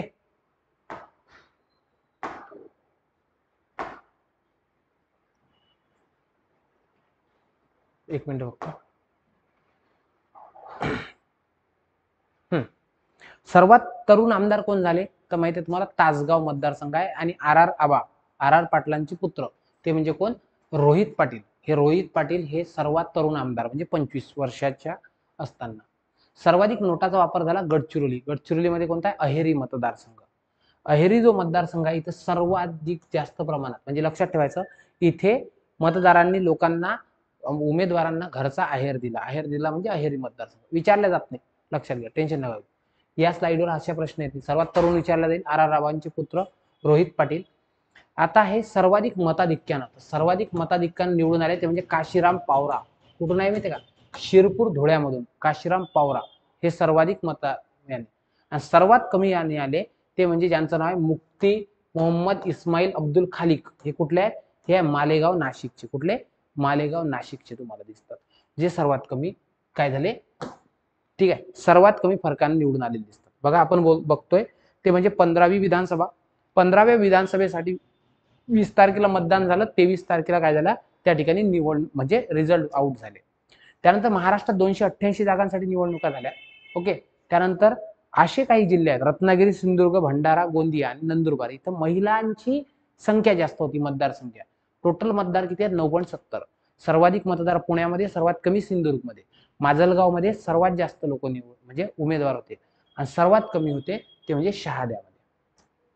क्लिअर. त्यानंतर सर्वाधिक तरुण आमदार कोण झाले तर आर रावांचे पुत्र रोहित पाटील. ठीक आहे, ते कुठून, तासगाव मतदारसंघातून. ठीक आहे. सर्वाधिक मताधिकानं काशीराम पावरा आणि सर्वात कमी मुफ्ती मोहम्मद इस्माईल. आता महाराष्ट्रात काय झालं, महाराष्ट्रात पण सेम झालं लोकसभेसारखं. ठीक आहे. तर बघा लोकसभेत काय बघितलं आपण, लोकसभेत बघितलं आणि आता विधानसभेत दोन्ही ठिकाणी. लोकसभेत 2019 ला जर तुम्ही बघितलं तर महिला होत्या 78 आणि महाराष्ट्रात होत्या 24. आणि आता 2024 ची जर आकडेवारी बघितली तर 2024 ला ही संख्या तुम्हाला 74 झालेली दिसते, म्हणजे -4 आणि महाराष्ट्रात -2 22. आलं का लक्षात, झालंय पाठ, असं पाठ करायचं. म्हणजे तुम्हाला महिलांची संख्या ही सातत्यानं कमी होताना दिसते, 22. ओके. कोणाला किती जागा मिळाल्या, बीजेपीला जागा मिळाल्या 132. कसं लक्षात ठेवायचं? 1 2 3 132, 1 3 2 132. ओके. त्यानंतर शिवसेना कोणता गट? तो म्हणजे शिंदे गट. शिंदे गटाला जागा मिळाल्या 57. त्यानंतर नॅशनलिस्ट काँग्रेस पार्टी 41, युबीटीला 20 जागा मिळाल्या. ठीक आहे. त्यानंतर नॅशनल काँग्रेसला मिळाल्या, सॉरी नॅशनलिस्ट म्हणजे राष्ट्रवादी, ठीक आहे, इथं 41 जागा मिळाल्या. त्याच्यानंतर इथं नॅशनल काँग्रेसला मिळाल्या 16 आणि इथं नॅशनलिस्ट काँग्रेस पार्टी जे आहे शरद पवार गट, या गटाला मिळाल्या 10 जागा. सो अशा प्रकारे ह्या तुम्हाला या ठिकाणी जागा मिळाल्या दिसतात, पण स्पष्ट बहुमत कोणालाच मिळालं नाही. ठीक आहे. आता बघा, मी काय सांगितलं तुम्हाला, 61% मतदान झालं. किती? फक्त 61% लोकसभेच्या वेळेस. लोकसभेत 61% मतदान झालं आणि यावेळेस 66% झालं. म्हणजे लोकसभेपेक्षा लोकांनी पॉझिटिव्ह दिला. आपल्याला अपेक्षा अशी होती की निगेटिव्ह देतील, पण इथं पॉझिटिव्ह दिलेला दिसतोय. फक्त सर्वात कमी मतदान कुठे झालं म्हणजे कुलाबा मतदारसंघ, जिथून राहुल नार्वेकर येतात ना, विधानसभेचे अध्यक्ष, त्यांच्या मतदारसंघात तुम्हाला फक्त 44% मतदान झालेलं दिसतंय. पण कोल्हापूरनं चांगला रिस्पॉन्स दिला. ठीक आहे. कोल्हापूर जिल्ह्यात सर्वाधिक मतदान झालेलं दिसतं तुम्हाला. ठीक आहे. 66 नसेल, जास्त असेल.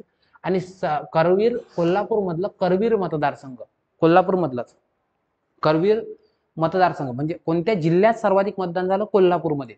आणि सर्वाधिक मतदारसंघ जर म्हटलं तर करवीर मतदारसंघात तुम्हाला दिसतंय. ओके, आलं लक्षात.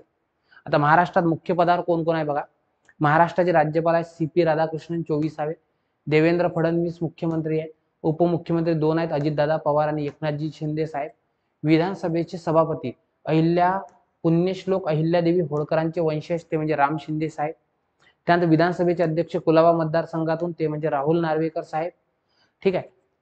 एक पक्ष नेता असतो. ठीक आहे. सभागृह नेते आहेत विधानसभेचे देवेंद्र फडणवीस साहेब आणि विधान परिषदेचे आहेत ते म्हणजे एकनाथ शिंदे साहेब.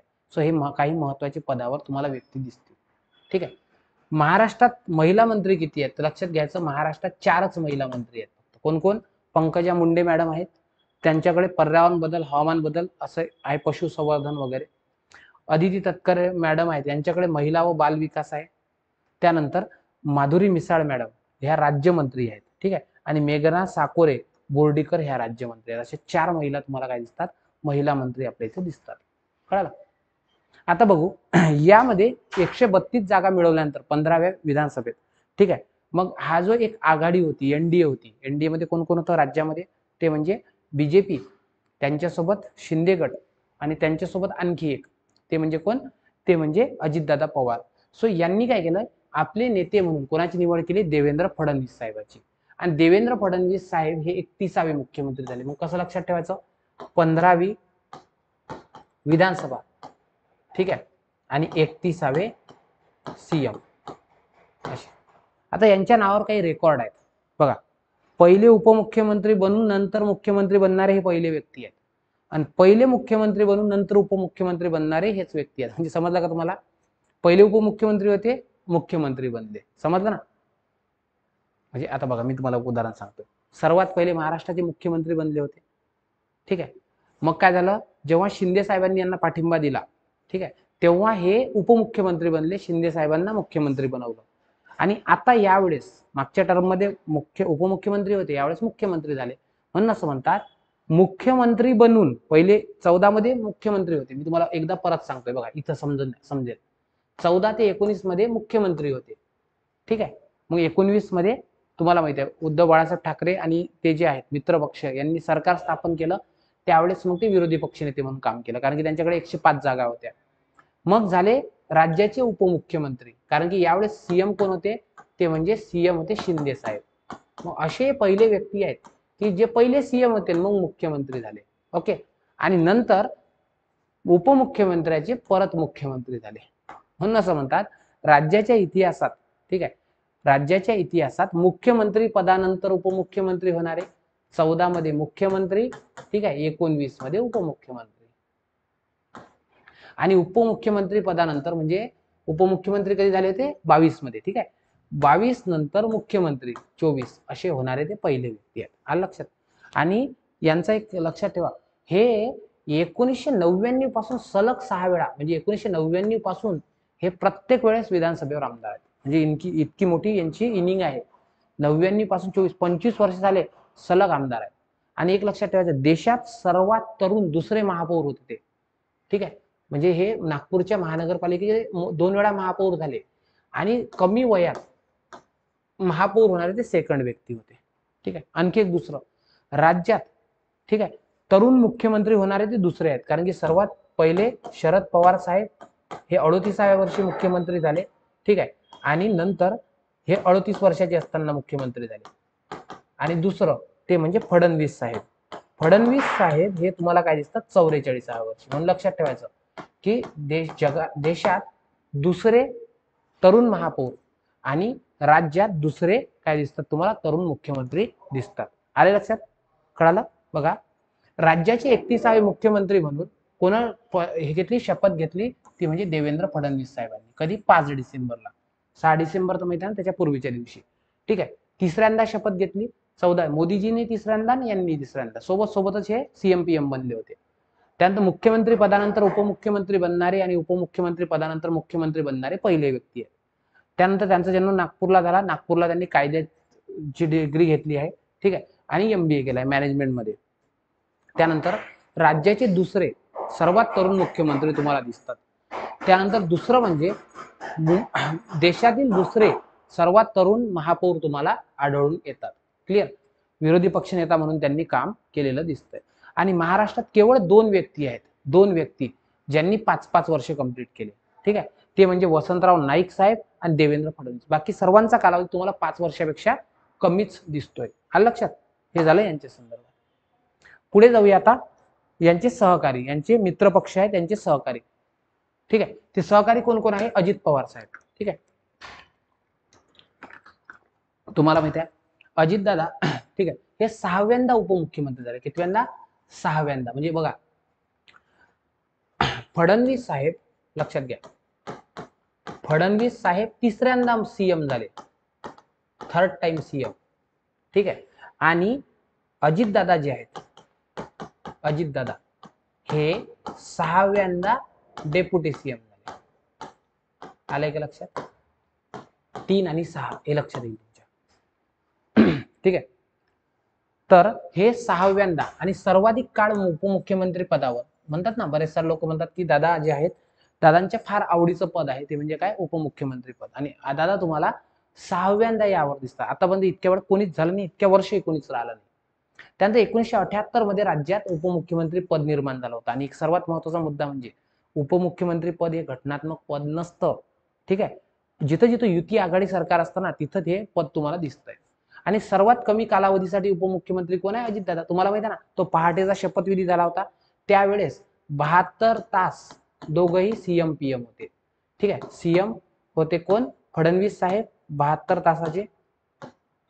ठीक आहे, आणि त्याच्यानंतर डेप्युटी सीएम जे होते, ठीक आहे, हे कोण होते? पवार साहेब.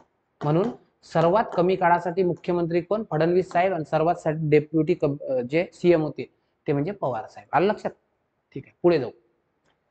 विधानसभेचे 16वे अध्यक्ष कोण आहेत? राहुल नार्वेकर साहेब. आणि एक लक्षात ठेवायचं, हे राहुल नार्वेकर साहेब सेकंड टाइम आले. कारण की पूर्वी पण हेच होते, यापूर्वी जे होते ना, राहुल नार्वेकर साहेबच होते. आणि एक व्यक्ती होते बाबासाहेब भारदे. बाबासाहेब भारदे हे तुम्हाला सलग 2 वेळा हे झाले, अध्यक्ष झालेले दिसतात विधानसभेचे. आणि दुसरे जर कोणी व्यक्ती असतील तर ते आहेत म्हणजे नार्वेकर साहेब. कळालंय? आलं लक्षात? बस एवढंच लक्षात ठेवा. आणि एक लक्षात ठेवा, भारतात ना पक्षांतर बंदी कायद्यामध्ये दुरुस्ती सुचवण्यासाठी एक समिती गठीत झाली. त्याचे अध्यक्ष कोण आहेत? राहुल नार्वेकर साहेब. हे पण एक इम्पॉर्टंट मुद्दा लक्षात ठेवा. त्यानंतर आपण बघू विधान परिषदेचे 7वे सभापती. तर विधान परिषदेचे 7वे सभापती राम शिंदे साहेब. ठीक आहे, यांची बिनविरोध निवड झाली. आणि मी तुम्हाला आधी सांगितलंय की पुण्यश्लोक अहिल्या देवींचे ते काय वंशज आहेत. आणि यापूर्वी राज्याचे राज्यमंत्री, त्यानंतर जलसंवर्धन मंत्री अशा पदावर त्यांनी काम केलेलं तुम्हाला दिसतंय. ओके, झालंय? चला, आता बघूया आपण दिल्लीची निवडणूक. ठीक आहे, दिल्लीची निवडणूक हे फार महत्वाची निवडणूक आहे. काय झालं माहितीये का? 8वी विधानसभा निवडणूक पार पडली दिल्लीमध्ये. 8वी विधानसभा निवडणूक पार पडली. 8वी होती. ठीक आहे, मग कसं लक्षात ठेवायचं? ठीक आहे, 8वा ते दिल्ली. यावर्षी दिल्ली फार चर्चेत होती ना, मग 8वा ती दिल्ली. अजून एक काय सांगू शकतो आपण की दिल्लीचा प्रताप 8वावा. तुम्हाला माहिती आहे ना, मराठ्यांनी दिल्लीवर पताका रोवला होता, म्हणजे 8वा ती दिल्ली. ठीक आहे, 8वी निवडणूक होती. या निवडणुकीमध्ये असं झालंय, ठीक आहे, की 27 वर्षानंतर बीजेपी सत्तेवर आली. 27 वर्षानंतर. तुम्हाला माहिती आहे मागं काय झालं होतं, राज्याचं मध्य धोरण आलं होतं. मध्य धोरणानंतर देवेंद्र फडणवीस साहेब, सॉरी माय बॅड, ठीक आहे, अरविंद केजरीवाल साहेब हे जेलमध्ये गेले होते. मग आतिशी मार्लोना ह्या सर्वात तरुण मुख्यमंत्री झाल्या होत्या तिथल्या. ठीक आहे, मग आतिशी मार्लोना मॅडम जे आहेत ह्या काही काळ सीएम राहिल्या आणि त्याच्यानंतर निवडणुका झाल्या. आणि निवडणुकीचे निकाल हे फार वेगळे आले. तर लक्षात घ्यायचं, दोनच पक्ष विजयी झाले. बीजेपीला 48 जागा मिळाल्या आणि आम आदमी पक्षाला ज्या 62 जागा होत्या त्या 22 जागा झाल्या. सो अशा प्रकारे झालंय. आणि बघा निवडणुका कधी झाल्या, निवडणुका झाल्या, मतदान झालं 5 फेब्रुवारीला आणि निकाल आला 8 फेब्रुवारीला. म्हणजे लक्षात ठेवायचं की तो असतो ना व्हॅलेंटाईनचा वीक, ठीक आहे, त्याच दिवशी बीजेपीनं त्यांना हातात गुलाब दिलं की दे ले भाई खुश. ठीक आहे, ते असतं ना रोज डे असतो वाटते, त्याच्यानंतर जे काही असेल तो डे, ठीक आहे, काय असेल तर 8 फेब्रुवारीला आला. 70 जागा असतात, ठीक आहे, 70 जागा आणि मतदानाचं प्रमाण 60.54 विचारलं जात नाही. 70 जागांसाठी निवडणुका झाल्या, निकाल 8 तारखेला आला. ठीक आहे, त्यानंतर बीजेपीला 48 जागा मिळाल्या. 8वा ती दिल्ली, 8वा ती दिल्ली. 27 वर्षानंतर बीजेपी काय येत आहे, सत्तेत येत आहे. आता इथं महिलांची संख्या परत घटली. ठीक आहे, महिला आमदार कमी आल्या. लक्षात ठेवायचं सर्वात महत्वाचं म्हणजे सीएम अरविंद केजरीवाल यांचा पराभव केलाय तो म्हणजे परवेश सिंहांनी, आणि मनोज सिसोदिया सरांचा जे डेप्युटी सीएम होते त्यांचा पराभव केलाय तरविंदर सिंहांनी. म्हणजे दोन्हीही निवडणूक हरले. पण मात्र आतिशी मार्लोना मॅडम ह्या निवडून आल्या. तर बघा दिल्लीच्या पहिल्या महिला मुख्यमंत्री कोण होत्या, सुषमा स्वराज मॅडम सर्वात पहिले. त्यानंतर मग शीला दीक्षित मॅडम. त्यानंतर तुम्हाला माहिती आहे जर दिल्लीच्या महिला सीएम जर कोण म्हटलं तर सर्वात पहिले सुषमा स्वराज, त्यानंतर शीला दीक्षित मॅडम, त्यानंतर आतिशी मार्लेना. ठीक आहे, आणि चौथ्या म्हणजे त्या कोण, रेखा गुप्ता. ओके, आणि सर्वात कमी कालावधीसाठी कोण होते, अरविंद केजरीवाल. अरविंद केजरीवाल यांनी सर्वात कमी कालावधीसाठी काम पण केलं आहे. ठीक आहे, बघा 8वी निवडणूक कशी लक्षात ठेवायची, 8 फेब्रुवारीला 8वी निवडणूक, 8 फेब्रुवारीला 8वी निवडणूक. ठीक आहे, 70 जागांसाठी आणि बीजेपीला 48 जागा मिळाल्या. मग कसं 8 फेब्रुवारीला 8वी निवडणूक आणि बीजेपीला जागा पण 48. क्लिअर. चला पुढे जाऊया.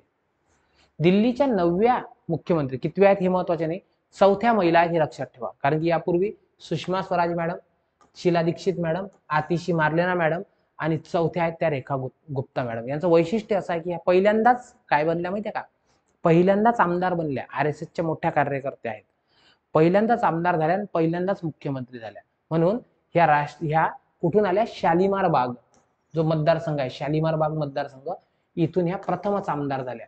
आणि प्रथमच आमदार झाल्या झाल्या 4थ्या काय झाल्या, महिला मुख्यमंत्री. एकूणात 9व्या आणि महिलांमध्ये 4थ्या. ठीक आहे, बाकी यांच्याबद्दल सांगायची म्हणजे हे नाही.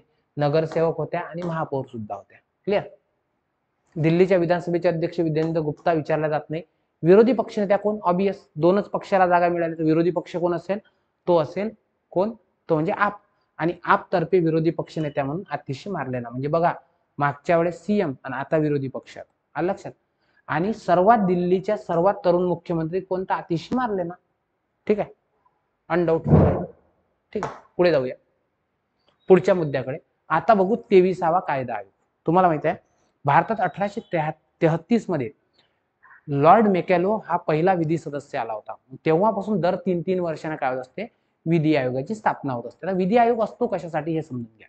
बघा कसं आहे, आपल्या देशात कायद्याचं राज्य आहे. जर राज्य कायद्याचं असेल, ठीक आहे, कायद्याचं राज्य आहे, जर राज्य कायद्याचं असेल तर मग अशा वेळेस काय असतं माहितीये का, अशा वेळेस, ठीक आहे, कायद्याचं राज्य जर असेल तर अशा वेळेस भारतात जुन्या कायद्यांना अपडेट करावं लागतं, काही कायद्यांना रद्द करावं लागतं, काही नवीन कायद्यांना आणावं लागतं.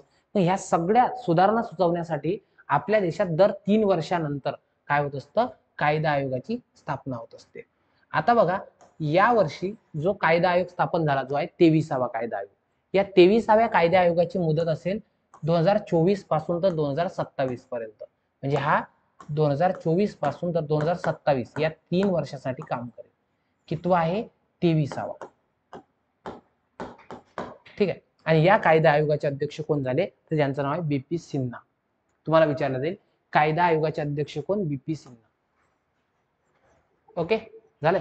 आणि काही याच्यामध्ये सदस्य आहेत ते काही विचारले जात नाही, फक्त एवढं लक्षात ठेवा 23व्या कायदा आयोगाचे अध्यक्ष कोण, बीपी सिन्हा आहेत.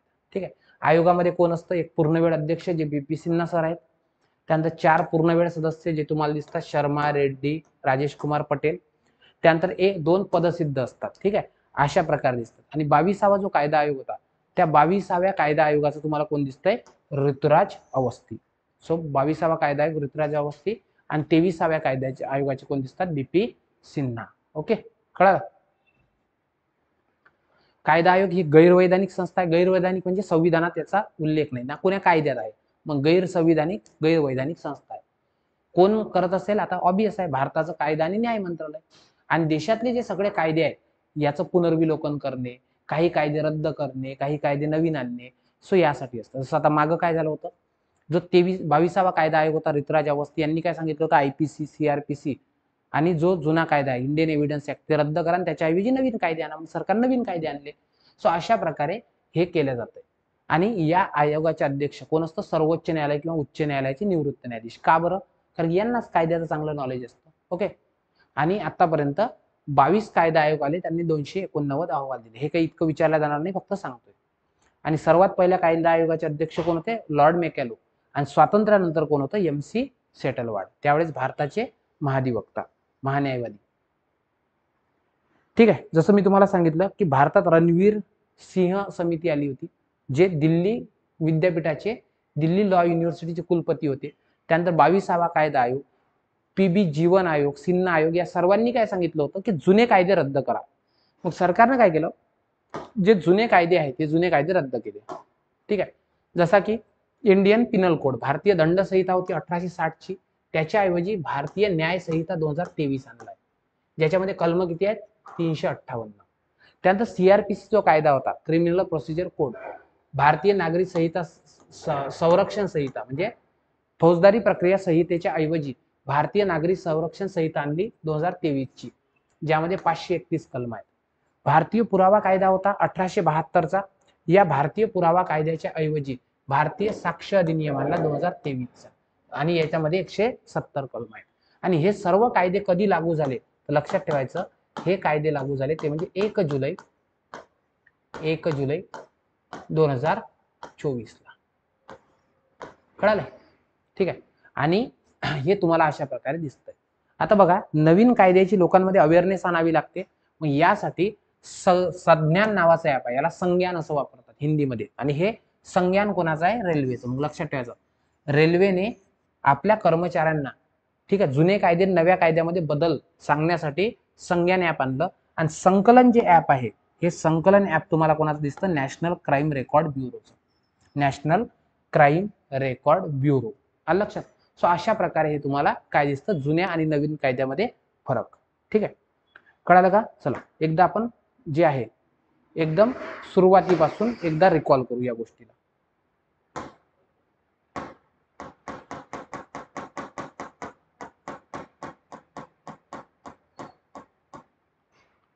ठीक आहे, झालं नाही बरं लेक्चर, फक्त मी रिकॉल करतोय. बघा, 18वी लोकसभा 60 टप्प्यात, 4 जूनला निकाल, 44 दिवस चाललं, NDA होता आणि इंडिया होतं. महाराष्ट्रात 5 टप्पे, पहिला टप्पा सर्वात मोठा, 5वा टप्पा सर्वात लहान. त्यानंतर पश्चिम बंगाल, UP, बिहारमध्ये 7ही टप्प्यात, आसो, अरुणाचल, आंध्र, सिक्कीम आणि ओडिशा इथं लोकसभा आणि विधानसभेच्या निवडणुका सोबत पार पडल्या. त्यानंतर सर्वात मोठा मल्काजगिरी मतदारसंघानुसार, क्षेत्रफळानुसार लडाख, सर्वात लहान चांदनी चौक. ठीक आहे, 97 कोटी होते, महाराष्ट्रात 9.20 कोटी होते. 74 महिला आधी निवडून आल्या होत्या, म्हणजे 78 होत्या आधी, आता 74 निवडून आल्या. ठीक आहे. आणि सर्वात मोठा पक्ष BJP 240 जागा. ठीक आहे. त्यानंतर शंकर लालवानी इंदोर मतदारसंघातून 12 लाखच्या लीडनं निवडून आले, म्हणजे 11.75. सर्वाधिक नोटाचा वापर पण कुठे झाला, इंदोर मतदारसंघामध्ये. सर्वात कमी वयात पुष्पेंद्र सरोज, सर्वात बालू अण्णा, लक्षात ठेवायचं. ठीक आहे. त्यानंतर तुम्हाला देशात 65, राज्यात 61 आणि मुकेश दलाल बिनविरोध. ठीक आहे. त्यानंतर पुढे आपण बघितलं मोदी सरकार. मोदीजींनी सलग तिसऱ्यांदा शपथ घेतली. सलग तिसऱ्यांदा शपथ घेणारे ते दुसरे व्यक्ती ठरले. कोणानंतर, नेहरूजींनंतर. त्यानंतर सर्वोच्च न्यायालयाला 75 वर्ष पूर्ण झाले. 28 जानेवारी 1950 ला स्थापन झालं होतं. त्यानंतर सर्वोच्च न्यायालयाला 75 वर्ष पूर्ण झाले याची तरतूद आहे भाग 5 प्रकरण 5 आणि अनुच्छेद 124 ते 147 दरम्यान. पुढे महत्वाचं, सर्वोच्च न्यायालयाचा ध्वज अनावरित करण्यात आला. इंग्लिशमध्ये सुप्रीम कोर्ट ऑफ इंडिया आहे, मराठीमध्ये देवनागरीमध्ये येतो धर्मस्तुत जय, सारनाथला अशोक चक्र आहे, अशोक चक्र. त्यानंतर तुम्हाला काय दिसतंय, संविधानाचं पुस्तक दिसतंय आणि त्यानंतर सर्वोच्च न्यायालयाची इमारत दिसते. न्यायदेवतेत बदल झाला, भारतीय वेशभूषा, भारतीय दागिने, ठीक आहे. त्याच्यानंतर मुकुट, बॅलेन्स तलादू आणि डोळ्यावरची पट्टी काढली आणि संविधानात आणलंय तलवारीच्या ऐवजी. त्यानंतर आंध्र प्रदेशचे चंद्रबाबू नायडू, सिक्कीमचे प्रेमसिंग तमांग, त्यानंतर अरुणाचल प्रदेशचे पेमा खांडू, हरियाणाचे नायब सिंग सैनी, त्यानंतर ओडिशाचे मोहनचरण मांझी, त्यानंतर जम्मू काश्मीरचे ओमर अब्दुल्ला. जम्मू काश्मीर बद्दल सगळ्या डिटेल तुम्हाला समजून सांगितल्या. पुढे बघितलंय राज्याचे 24वे राज्यपाल रमेश बैस सर यांच्या जागी आले, ते म्हणजे CP राधाकृष्णन. यांना तमिळनाडूचे मोदी म्हणतात, ZT. झारखंड आणि त्रिपुरामध्ये त्यांनी ऑलरेडी, तेलंगणामध्ये ऑलरेडी काम केलंय. त्यानंतर महाराष्ट्राची 15वी लोकसभा 20 तारखेला वोटिंग झालं, 23 तारखेला निकाल आला, 288 जागांसाठी झालंय, ठीक आहे. त्यानंतर इथे 9.70 कोटी होते. सर्वाधिक मतदार आहेत पुणे जिल्ह्यात, सर्वात कमी सिंधुदुर्गमध्ये, सर्वाधिक उमेदवार होते माजलगावमध्ये, शहाद्यामध्ये सर्वात कमी, ठीक आहे. त्यानंतर नंदुरबार, बघा कसं, नंदुरबार एक वरचा, रत्नागिरी आणि सिंधुदुर्ग आणि भंडारा आणि गोंदिया अशा 5 मध्ये स्त्री मतदारांची संख्या जास्त होती. हे सगळं एक्झाम ओरिएंटेड आहे बरं. त्यानंतर पुढे जर बघितलं, सर्वात तरुण आमदार कोण झाले, रोहित पाटील तासगाव. सर्वाधिक मताधिक्याने निवडून आले काशीराम पावरा आणि सर्वात कमी मताधिक्याने निवडून आले मुफ्ती मोहम्मद इस्माईल. ओके. महिला आमदार ज्या 24 होत्या त्या 22च झाल्या. त्यानंतर मग फडणवीस साहेबांनी मतदानाची टक्केवारी 65%. कोल्हापूर जिल्ह्यात सर्वाधिक मतदान, सर्वात कमी मुंबई शहरात. त्यानंतर कोल्हापूर मधलं करवीर मतदारसंघात सर्वाधिक मतदान, मुंबई मधलंच कुलाबा 44.44, ठीक आहे. त्यानंतर राज्यात 4 महिला मंत्री आहेत, Pankaja Munde madam, Aditi Tatkare madam, Madhuri Misal madam आणि मेघना साकोरे बोर्डीकर मॅडम. त्यानंतर 15वी विधानसभा 31वे मुख्यमंत्री, CM नंतर डेप्युटी CM आणि डेप्युटी CM नंतर CM होणारे पहिले व्यक्ती, सलग तिसऱ्यांदा मोदीजींप्रमाणे तिसऱ्यांदा शपथ घेतली. राज्याचे सर्वात तरुण दुसरे मुख्यमंत्री शरद पवार साहेबांनंतर, आणि देशातले दुसरे तरुण तुम्हाला काय दिसतात, महापौर, आणि 2 वेळाच महापौर होते, ठीक आहे. त्यानंतर अजित पवार साहेब सर्वाधिक काळासाठी मुख्यमंत्री पदावर, सर्वात कमी काळासाठी उपमुख्यमंत्री पदावर आणि 6व्यांदा शपथ. त्यानंतर 16वे अध्यक्ष राहुल नर्वेकर दुसरे व्यक्ती आहेत की जे सलग 2दा झाले, भारदे यांच्या नंतर, आणि राम शिंदे साहेब बिनविरोध विधान परिषदेवर. त्यानंतर आपण बघितलं 8वी निवडणूक, 8 फेब्रुवारी रिझल्ट आला, 8वी निवडणूक होती, 48 जागा बीजेपीला मिळाल्या. रेखा गुप्ता मॅडम ह्या 4थ्या महिला CM बनल्या, पहिल्यांदाच निवडून आल्या शालीमार बाग मधून, ठीक आहे. विरोधी पक्षनेता कोण बनल्या, आतिशी मार्लेना मॅडम.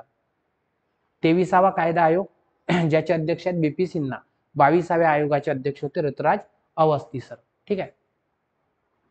त्यानंतर नवे फौजदारी कायदे, IPC ऐवजी भारतीय न्याय संहिता, CRPC ऐवजी भारतीय नागरी संहिता, भारतीय पुरावा कायद्याऐवजी भारतीय साक्ष अधिनियम. संकलन ऍप आहे, संज्ञान आहे भारतीय रेल्वेचं ज्ञान आणि संकलन, क्राईमचं संकलन, रेकॉर्ड कोण ठेवत असतं, रेकॉर्ड म्हणजे संकलन कोण करतं, नॅशनल क्राईम रेकॉर्ड ब्युरो, ठीक आहे.